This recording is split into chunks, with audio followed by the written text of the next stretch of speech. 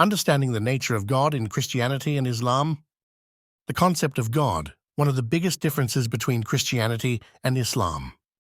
Christianity introduces the Trinity, God as Father, Son, and Holy Spirit.